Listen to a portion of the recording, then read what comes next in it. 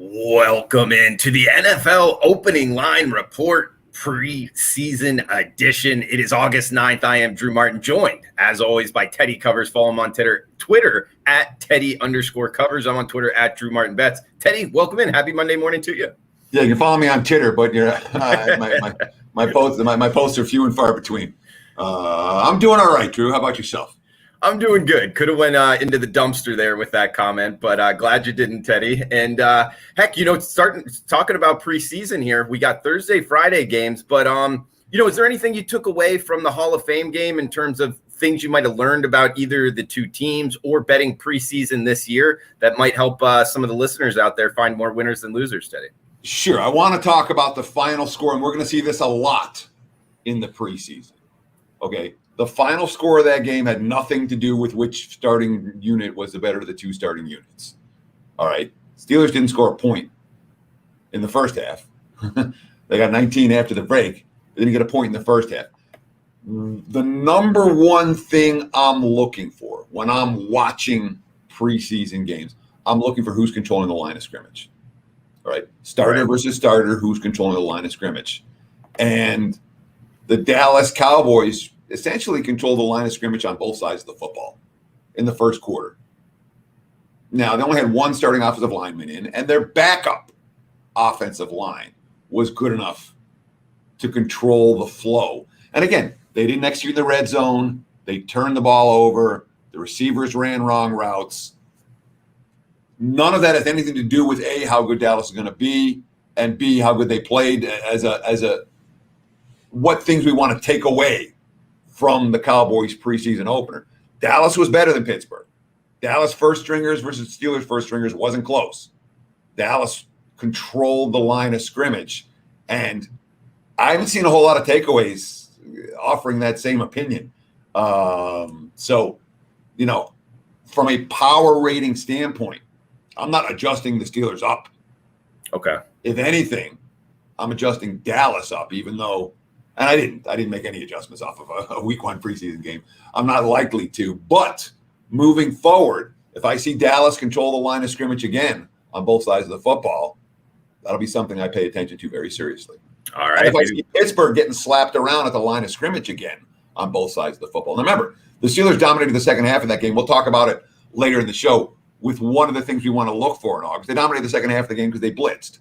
And when teams blitz in the preseason against inexperienced, they blitzed all second half against inexperienced offensive line, and the Cowboys had no idea what to do with it. But that doesn't mean that Pittsburgh controlled the line of scrimmage. They didn't.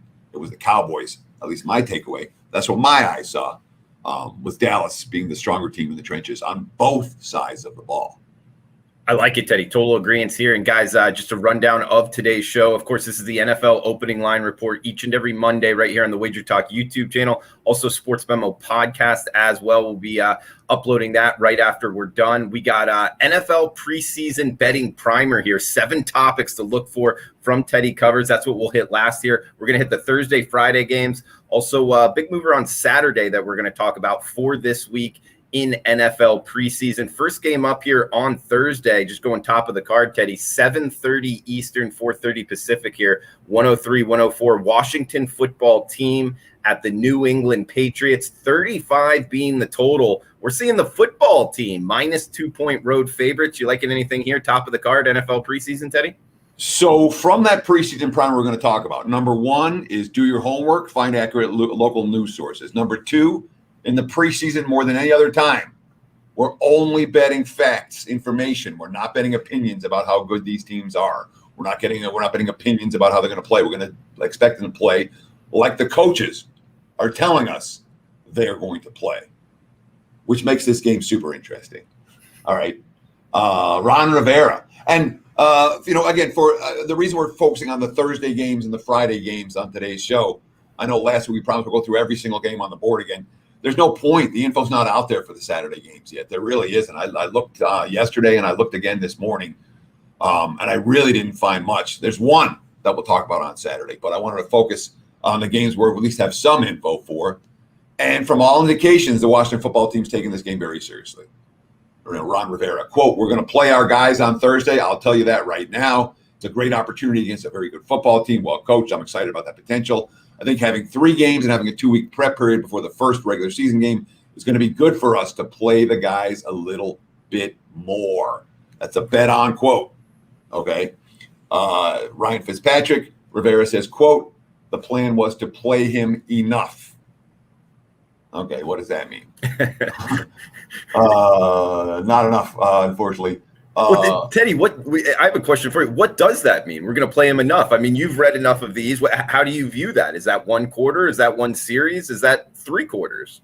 So the way I'm going to take this out of coach speak is they're going to play Ryan Fitzpatrick enough that Ryan Fitzpatrick is comfortable in the offense. That means Fitzpatrick likely to be on the field until the team scores.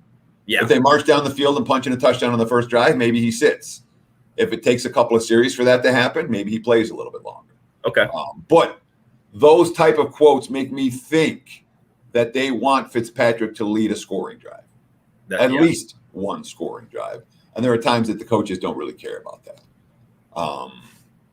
The backup is Heineke, and Heineke's had a lot of turnovers in practice. Rivera said he's, quote, not overly concerned about that. And he said so much of his game depends on movement outside the pocket, and that doesn't happen much during practice. Dak Del Rio likely to be aggressive and blitzing during this ballgame. All of these signs pointing towards Washington.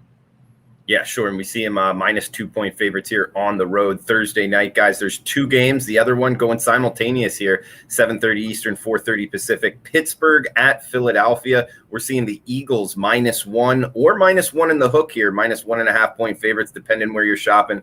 34.5 or 35 being the total. Of course, Teddy, this is Pittsburgh's 2nd game, Philadelphia's 1st game for the NFL preseason. What are your thoughts here for the Battle of Pennsylvania? Sure. I just had I wanted to make one more note on the Washington football team versus the Patriots.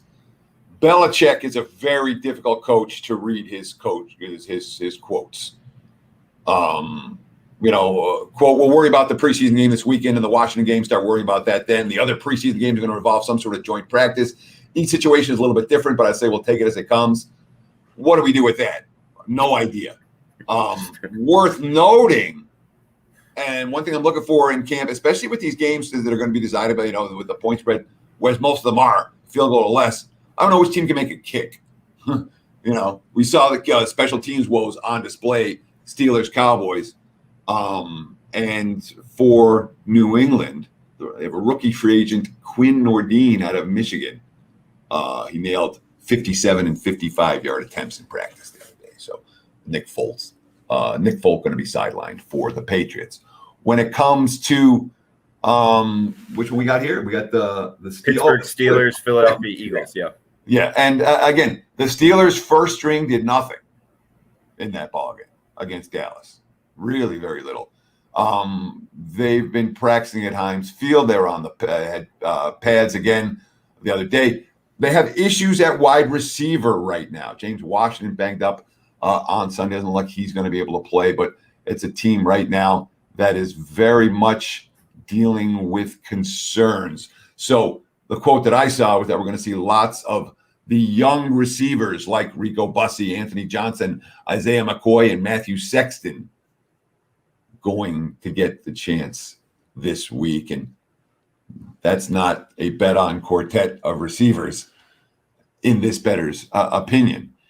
Keith Butler was blitzing, the Steelers defensive coordinator, blitzing the whole game against Dallas, and that is a bet on situation. Of course, for Philly, it's the first preseason game under a first-time head coach in Nick Sirianni.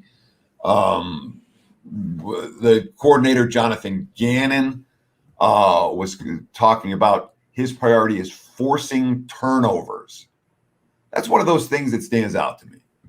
All right. Like that. Talk about preseason stats. Here's my priority. I want to force turnovers. That means a little bit more aggressive, perhaps.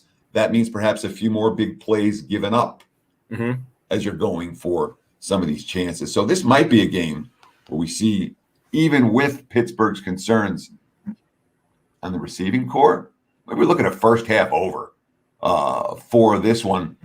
It's a possibility. Now, Jonathan Cannon, of course, has experience as an assistant for Colts defense coordinator Matt Eberflus and Vikings head coach Mike Zimmer. We don't know, and his emphasis, quote, I want to be flexible with my scheme to accommodate my players' strengths.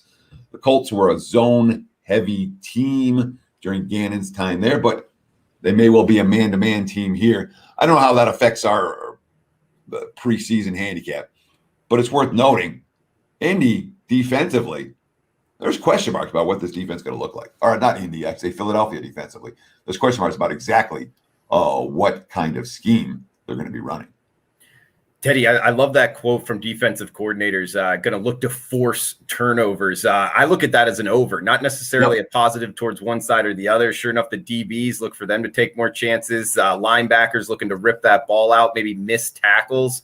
I take that as a kind of a sleeper. Maybe look to bet the over quote there, both college football, NFL as well. We got 107, 108, Tennessee and Atlanta. First game up on Friday here, Teddy. Seeing pick 'em price at some shops, seeing -1 towards Tennessee as the road favorite at others. 38 being the total in Mercedes-Benz there in the ATL. You liking anything here? Titans and Falcons, Teddy. And, of course, we're looking for reasons to bet overs in week 1 of the preseason. We talked about on last week's show, great info passed along from a good friend of the program, saying that over the last 2 NFL preseasons, again, there was no preseason last year, but 2019, 2018, we've seen the overs cash at a 70% clip in week 1. And going over the total, average total of 34 and change, and average point scored like 41 and change. So they're not just sneaking over there. The markets have been off with these week 1 overs. So when we find a reason something points in that direction, those tend to be stuff that I'm looking to pull the trigger on, as opposed to just lean in that direction. When it comes to Tennessee, Atlanta, this line hasn't moved. 1-38. It's been painted that way basically since the opener. Some interesting quotes from the Falcons. Calvin Ridley, quote, "The whole program has changed." Talking about Arthur Smith's new regime for the Falcons. It's definitely harder for the better, though. We have a new weight room, a new strength coach. Coach Arthur, he's tough. He wants to win now, and he's on everybody and everyone. More from Ridley. I'm a buy-in type of player, and I believe in Coach Arthur. He's very, very smart, and I can just feel it. I can just see the stuff of what they're saying and what we're doing in practice. I can see things are getting better. We're looking better and stronger. I believe in their system. What do we take away that? It's a harder preseason, and they want to win now. Those are bet-on quotes for Tennessee, period, for this game. I think that's a big part. For Atlanta. That I think it's a big part of this reason why we haven't seen this line moved up. Smith's quotes, you try to get them ready to go play a game, and it's another step as we build towards a regular season. This could be a cluster. I've been a part of those a few times. We wanted to control it as best we could. He's talking about a scrimmage that they had at Mercedes-Benz Stadium in front of 27,000 fans over the weekend, especially for the young guys who haven't played an NFL game. Now, it was quick. It was controlled. It was designed to get them to play efficiently before the preseason slate begins. Worth noting for Tennessee, starting receivers A.J. Brown, Julio Jones, both not practicing today on Monday. I don't know that we're going to see a whole lot from Tennessee starters in this one. And the impression I'm getting that Atlanta's interested. I'm surprised this line is held at 1. In fact, I would not be surprised at all if we see some money come towards the home team over the course of the next 24 to 48 hours. Just reading between the lines, feels like Atlanta's interested. Yeah, I agree with that, Teddy. I mean, Julio Jones returning here to the ATL, maybe not a lot of playing time, but Atlanta Falcons overall this season, Teddy, a lot of people down on them. I don't know. They're kind of an interesting handicap in the regular season as well. I mean, talk about, we were talking a little bit just between us in that NFL season win total contest there at the Westgate, which I'd love to talk to you more about. I know we got to break down these games, but the Atlanta Falcons, 6.5 wins, Teddy? Do you have a lean, or should we leave that off the show? Well, I mean, it's difficult. I'm not playing the Falcons under 6.5. Okay. All right. When I'm looking at teams that I'm betting under 6.5, I'm really looking at teams that don't have a quarterback. Teams with the QB concerns, and that's not the case for Atlanta. Atlanta's got a Super Bowl quarterback, a Pro Bowl contending quarterback, a quarterback who we trust. To play solid football. And I don't know if Matt Ryan's, I'm not saying he's going to play Hall of Fame football, but he's not playing 6-win football and hasn't at any point in recent years. So I guess free bet on Atlanta, I could only look over. They're not a team I want to play under the total. Okay, sure. And hearing 27,000 fans there in the ATL going to a scrimmage seems like they might be a little positive on the team as well. That's a little surprising. As we move down here, the middle game on the card for Friday, August 13th, we got 109-110 here. Buffalo Bills, Detroit. Looks like the Bills -2 at Detroit. Looks like 37 being the total here. So we get Bills in the Lions in the Motor City, Teddy. Yeah, and Dan Campbell said he's still weighing how much to play as starters. Historically, obviously, the quote. just let me read his quote, because his quote tells you what we're dealing with in Detroit right now. Quote, all summer I've gone back and forth and I thought about it. Well, what if you did this? What if you used 2 as 3 and then 3 you didn't play starters? Because the reality is for vets, they've gained a game, they've lost nothing, but they've gained an extra game they weren't going to play in the 4th preseason game anyway, which is why you're asking it. That doesn't make a whole lot of sense. We're a new staff, new players, everything. And you want them to get in the flow of a true game with each other before you get into the season. And even before preseason game 3, when you play, we're talking about 2.5 weeks, whatever that is, that's a long time. So you'd hate to get in the game and be like, all right, we finally found our rhythm in the 3rd quarter against San Francisco in week 1. My gosh, we'll be down. But then you try to weigh in where you're at and what do you feel like? I think a lot of it's going to be predicated on where we are with the roster injury-wise. Hopefully we're healthy and we feel good and all that. How do we really feel about our practices? How good we've looked? And I think that's just going to happen. A lot of it is going to have to be how myself and the staff feels about where we're at. What do we truly feel like we need? Whew. What does that mean to you, Drew? Yeah. I don't freaking know. Okay. Doesn't mean I don't know what the hell Campbell's saying there. I don't know his coach speak and what this means. What it sounds to me is a coach who's had a little bit too much caffeine today. Yeah, he's just giving the people what they want, and he doesn't really know himself, maybe. Worth noting, the Buffalo Bills under Sean McDermott. Let's see, 4-0 straight up, 4-0 against the spread in 2019 in the preseason. They closed out 2018 winning 2 of their last 3 straight up and against the spread, although both wins did come by 2 points or less. Buffalo certainly has the type of depth that we like in August, and I can understand why the Bills are favored here. Teddy, last game here. It's the nightcap, 10 o'clock Eastern, 7 o'clock Pacific. Dallas Cowboys, Arizona Cardinals here. We're getting a pick'em price. We're seeing some shops -1 here. The Cardinals at home, 39.5 being the total in Glendale, Teddy. Yeah, I wouldn't be surprised if we see Arizona money. The Cowboys office didn't find the end zone in the Hall of Fame game. I don't expect Dak Prescott to go this week either. Garrett Gilbert, the Texas native back home. He threw for 8 yards per attempt, 104 yards last week, and a 93.1 QB rating against Pittsburgh. It was okay. But one thing we know, just like we saw last week when they played the Steelers, Arizona's going to blitz. Vance Joseph's going to blitz. They have the 4th highest blitz rate in the NFL last year. I would expect to see the Cowboys face many of the same type of issues they had last week when it comes to, in the second half, avoiding the mistakes that come when opposing teams blitz. And that definitely concerns me about Dallas here. Cliff Kingsbury, when asked if his team was prepared to play a preseason game tomorrow, which they're not playing tomorrow. This was from last week. This was over the weekend. Quote, we're ready to go. I think at this point, guys are ready to go against somebody else, and then we could execute.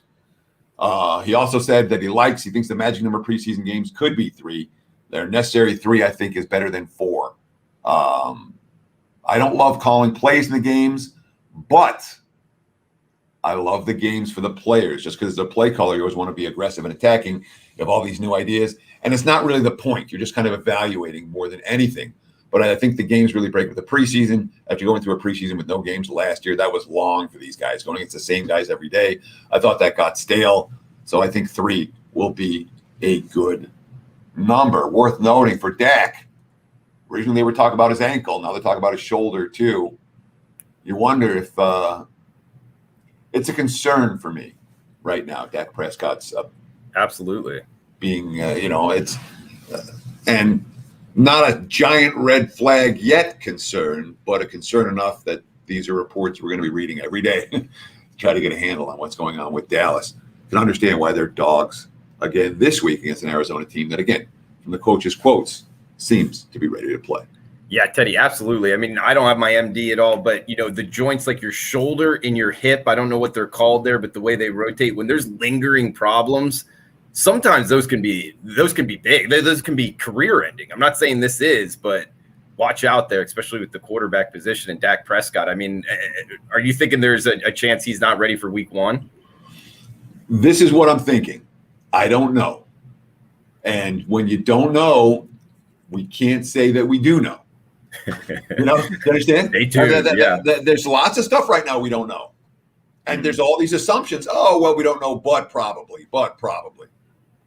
Right now, we cannot say Dak Prescott will be Dallas's starting quarterback week one.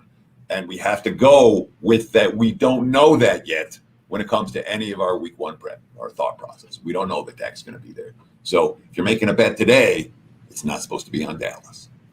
There's the Thursday, Friday, guys. Every game on the board, NFL preseason here. We got one on Saturday. Of course, Teddy talked about it at the top. Information, betting NFLX, betting the NFL preseason here. It's about actionable info, not necessarily power ratings. So if the info's not there, not moving on a game. But Teddy, you brought up one game on Saturday, at least you wanted to bring up here. Throw it over to you. Which game are you looking at?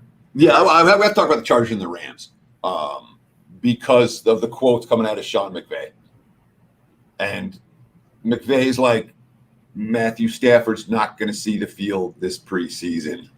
Don't know how many of our guys are going to see the field this preseason.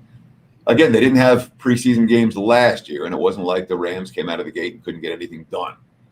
And right now, when you talk about the number one head coach in the NFL for not caring about the preseason, Sean McVay might be on the top of that list. Okay. And when you have the, Wade Phillips was one of those guys didn't care about the preseason, just bet against him every August. There are a handful of coaches that, if they don't care, don't find a reason to back them. All right, the money's already flowed on the Chargers, and of course, by the way, Brandon Staley was the new Chargers head coach, was the defense coordinator for the Rams last year. Intimate knowledge not only of the starters but the backups and the third stringers and the prospects as well. Another advantage for the road team, in theory.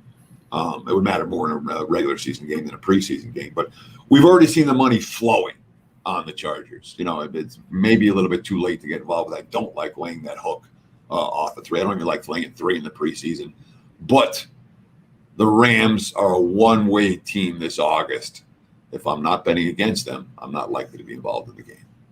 Teddy, love it. Great info here. Talking about, coaches to bet on, coaches to kind of look to fade in the preseason. I think there's something to that. Teddy covers no one as good as anybody here, guys. Check him at WagerTalk.com, Sports Memo as well. NFL season win total package up and available right now, both websites. And looking to get his stuff here in the NFL preseason. Look to check it out at both websites as well. We got some questions here, Teddy, before we get into our 7 topics to know some wisdom here in betting NFL preseason. I'll read it off. Aaron Williams, good friend of the show here.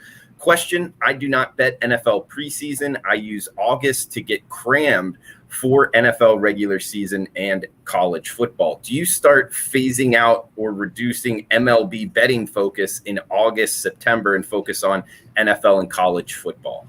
Excellent question, Aaron. And the answer is yes, flat out. Once August 1st starts, baseball for me takes a backseat to football. It doesn't mean I don't bet baseball. It doesn't mean I don't bet as much to put time into baseball. But throughout the summer months, May, June, July, baseball is on center stage. And baseball is not on center stage right now.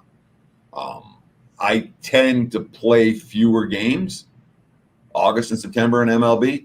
It's not like I'm playing multiple, playing 5 games a day in MLB. No, this time of year we do thin it down, and I try to stay true to my core concepts in MLB at this time of year, which number one is riding these streaks both positively and negatively.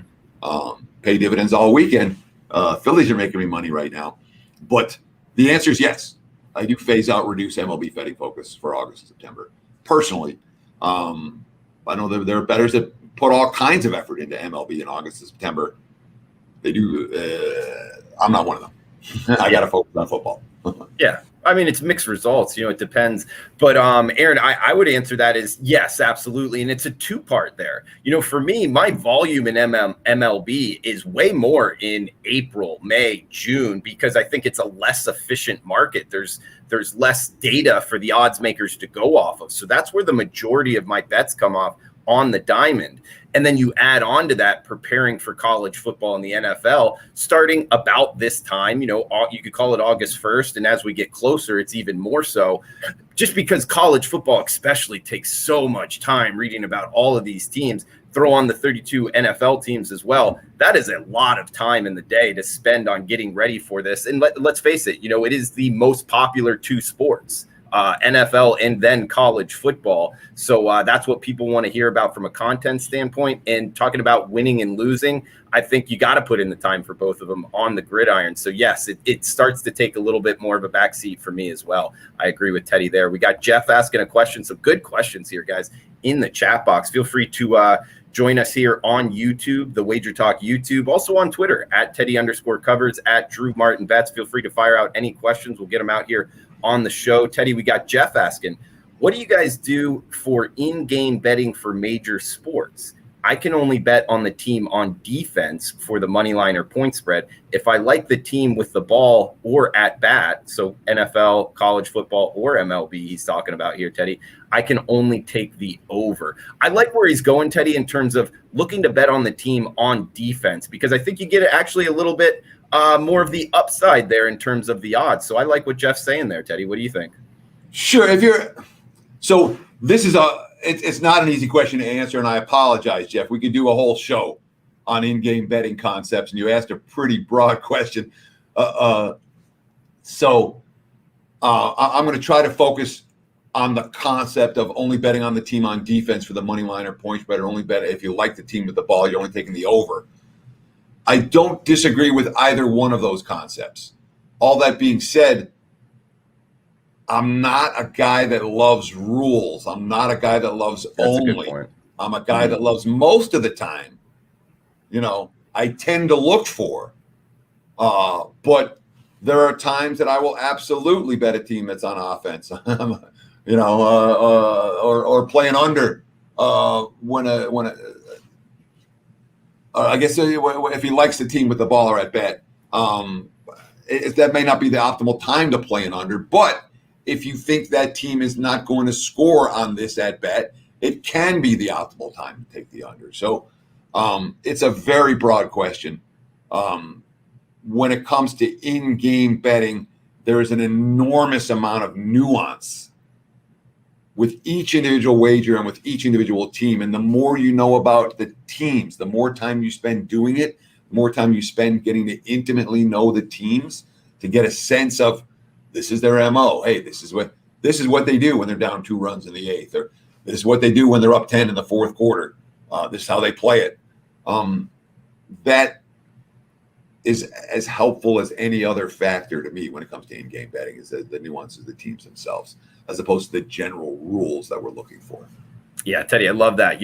Absolutes, never, always. I tend to stay away from that in this business as well, or eventually you're going to get burned, guys. It's just those type of words, the lock of the day, that type of stuff. It's stuff that I try not to do either, Teddy. So good points there. We got a couple more questions here, Teddy. Do coaches on the hot seat, this from James, do coaches on the hot seat tend to win preseason more? No, I haven't seen anything at all. So the one thing that you may see, all right, if a coach is on the hot seat and they've already lost a game or two in the preseason, particularly if they've lost a couple of games in the preseason, or if they lost the first 3 in years past, and now it's the meaningless week 4, a hot seat coach might be more interested in winning that game than their opponent. But no coach is going to save their job based on a 4-0 preseason. No coach is going to lose their job based on an 0-4 preseason, and the coaches know this. So when the chatter starts a little bit, the hype comes, this coach isn't going to be there, and then the fans start whining about a preseason game. I view that more as noise than as something to worry about from a betting standpoint. The first-year coaches tend to be good returning home off a loss. That's the one scenario that I'm like this generally long-term pays off is the first-year head coaches off a loss at home. They try to win those games. But the hot seat stuff, you can't save your job in August and you can't lose your job in August. And the coaches know that. James asking another one here. Atlanta still have locker room problems, Teddy?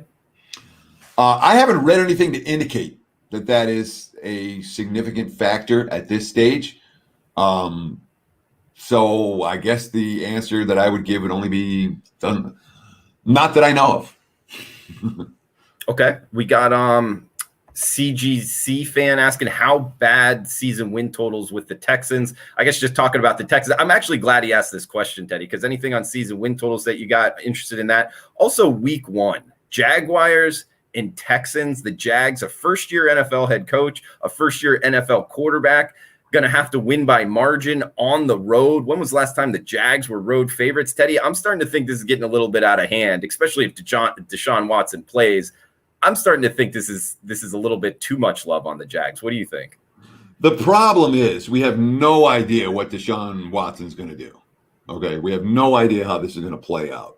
So while you say, yeah, there's a lot of value with Houston, you get in trouble sometimes looking for quote unquote value. And again, there isn't. I'll put it. There's not a chance in hell I'm laying 3 with Jacksonville in that game. Okay, it's Houston or pass. Okay, but I don't know that I'm going to want to get to the window with the Texans. And look, on paper, the Texans are the worst team in the NFL. They have issues both sides of the football. It appears like the new coaching staff was brought in because they owe so much money to previous regimes. They're paying the least amount of money to everyone they can possibly pay. They look like a mess, an absolute mess. But everybody there is fighting for their job. They're all NFL players. Sure. If Watson plays, they got a team. If they have no quarterback, it's going to be very ugly. But if Watson plays for the Texans, could they win 5 games? Sure, they could. Oh, yeah. And what are these teams going to look like? This is the one thing you have to always think about with season wins. It's not what they look like in September. What's this team going to look like in November and December? All right. And their schedule is really easy. I couldn't play them under just because they play all these games against teams like the Jags, which, the Texans are not a team I'm playing their win total. I'm not going to play them under. I'm not going to play them over. I don't believe that Houston's any good, but and that 17-game season is also a concern. Don't forget about that. That extra, there's more time at the back end of the campaign for weird things to happen. Houston's a clear pass for me season win total wise. I won't play them under. I won't play them over. Teddy, we got Joe asking, Teddy, do you ever recommend parlays in football? Not the absurd 7-teamers or whatever, but actual realistic parlays. I bet parlays almost every weekend in football. The one thing that I look for, and I bet underdog money line parlays in college football almost every week. I want one good week pays my whole season. 2 good weeks, I make a fortune, or you make a nice little score. 3 good weeks, you have a monster. And I'll do round robins. I'll find, every week 4, 5, 6 teams that I think are live to win straight up. That's a whole separate bankroll for me. All right. I'm not taking that out of my main bankroll. I've got a parlay bankroll that I use for the long shots specifically, but the underdogs on the money line, college football in particular. Now, over the years, I've done very well with those type of wagers. But as a portion of your bankroll, it's small. As a portion of my bankroll, it's small. But the money line, the dogs on the money line, that's where you talk about where the book's vulnerable, where can you really hit the books where they count. Get a 3-teamer in college football with a couple of 10-point dogs that win straight up, and all of a sudden you're cashing 50-1 ticket. You're like, damn, it's not that hard. It's doable. Teddy, we're up against it time-wise. Looks like a hard out in 4 minutes, but do you want to hit this betting primer or answer a couple more questions? How do you want to end this? Let's answer the question. The primer, well, I talked about the primer on my Sirius XM show this last week at Channel 204. I think it's actually on the top of my Twitter feed. It's pinned. If you want to hear me talk NFL preseason betting primer, just go to my Twitter page at Teddy_covers and click on the link for the shows from this past weekend where I went through with the Hitman and talked about it's got a great nickname, dude. Teddy Covers is a great nickname. Tom the Hitman is a great nickname too. His last name's not Hearns though, but his first name's Tom. So you can get away with Tom the Hitman. That's the Thomas the Hitman Hearns. It's a Detroit thing from back in the day. But the bottom line is you can catch if you want, you can listen to that down. And we went through. There was actually 8 of them. I thought we were going to be short on time. So I'm like, this one's going to take too long. I put 7 here. You're going to hear a detailed discussion on my Twitter page going through all of my preseason betting primer thoughts. So you can find that elsewhere. Again, from my Twitter feed at Teddy_covers, as it says on the screen. And of course, follow Drew at Drew Martin Bets. Let's answer some questions. Yeah, it looks like last question here, guys. We're up against it time-wise, but huge shout-out to the chat box, as always, joining us here. It's getting into the in-season NFL opening line report, Teddy. I can feel it in the chat box, people chiming in on Twitter as well. Guys, over 100 people watching right now via the two avenues here. Please smash that like button. It does help us out. And feel free to leave a comment below on YouTube and tell your friends. We're here 10 a.m. Pacific time each and every Monday throughout the season. Tyrone Boyd will end it with this one. I unloaded a bet on the Vikings -3 against the Bengals.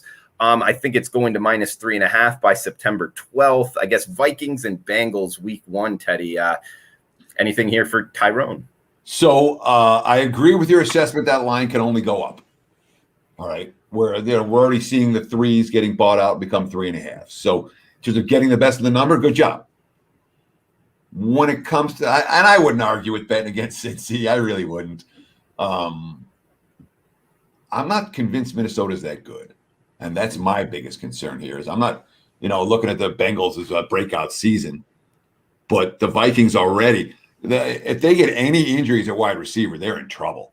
They have no depth when it comes to skill position talent. They really don't. So that line looked right to me. It's not one that I'm unloading on, but at least at -3, you got the best of the number. Good bet. And you talk about the NFL getting the best of the number, college football getting the best of the number.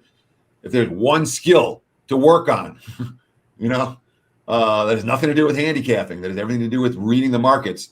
That's one to work on. And the fact that you got it at -3 can only be viewed as a positive. All right. He's Teddy Covers, guys. And Robert in here, a little snarky comment. Guys, you can throw out questions throughout the whole show. You've had 40 minutes to do so. We'll be back next Monday, 10 a.m. Pacific time. And always love everybody joining us, guys. So please smash that like button on your way out. NFL opening line report. Feel free to download it wherever you're downloading your podcast at Sports Memo Podcast and right here on the WagerTalk YouTube channel. Teddy, any final thoughts before we shut this down? Thanks for watching, guys. As you talked about, Drew, real quick, I think it's a really good show. We've been doing it in one form or another for the better part of the last almost 20 years, and it's never blown up. I want this to be the football season. The opening line report blows up. All right? So if you could help me and Drew, give us a like, give us a follow, tell your friends. That's all we can ask for, because it is. Mike Campbell said it's a good show. This is a good show. Please help us help you, help us help others. Thank you. Have a great day. Yeah, absolutely, guys. I see the analytics, the watch time. This is one of the best on the channel. And like Teddy said, looking to blow it up. And Teddy, almost last year, we were starting to, man. The number of views, it was getting there. So I think we're getting close. Appreciate all you loyal listeners and followers there, the VIPs in the chat box, Mike Campbell, Tyrone Boyd, James as well, all of you guys, Gary Williams. Thank you for joining us, guys. And we'll be back next Monday, 10 a.m. Pacific time. Teddy Covers, Drew Martin. Best of luck with your bets until then. Thanks for tuning in.